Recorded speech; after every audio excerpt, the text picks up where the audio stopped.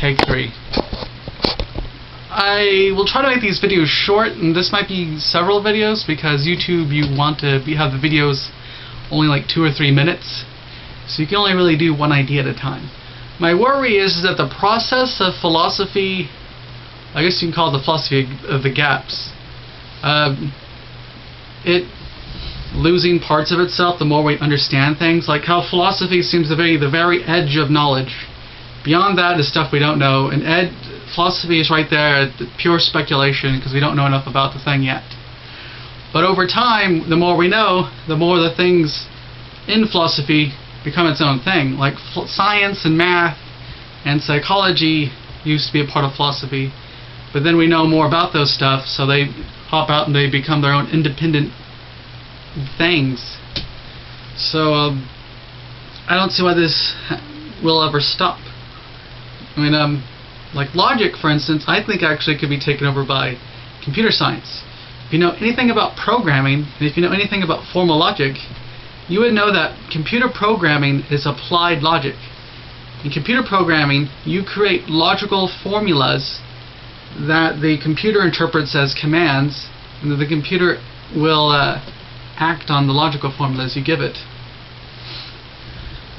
And also at my local university, computer science majors have to take both intro and advanced logic classes, so they're kind of already on their way to integrating in logic. And so if they just do that and they learn the history of logic, I don't see why they wouldn't take over that part of philosophy. Also, neuroscience.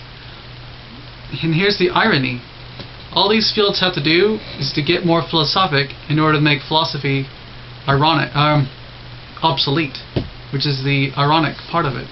So if neuroscience and political science, if both of those got more philosophic, started asking philosophical questions, it seems like they would make the philosophy versions of those things obsolete. So if neuroscientists were to ask more questions like, what is consciousness? Are minds conscious? Or can they be conscious ever? Is the mind like a computer? Stuff like that. On top of the fact that they're also a science, so they have crap tons of data to deal with too. It seems like it would make philosophy of mind obsolete, especially if neuroscientists also studied philosophy to an extent. Like, then we wouldn't need philosophers of mind, because neuroscientists would have the neuroscience and also the abstract toolkit that philosophers of mind would have.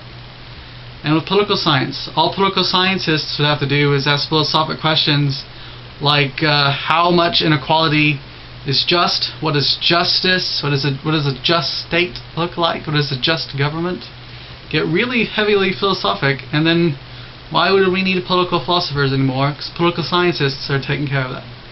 And it seems like this can just keep happening. Like, I don't know if ethics can get eaten up by anything, or if ethics can become its own department, but it seems at least that philosophy has ethics, although there's still a movement of people who try to make ethics a scientific thing, while at the same time not appearing to have any knowledge of the vast amount of work for thousands of years of philosophy's done on the topic of ethics. Like, they tend to not know what utilitarianism is, which is, it's like ethics 101. But yeah, do you think this could happen? Commenters.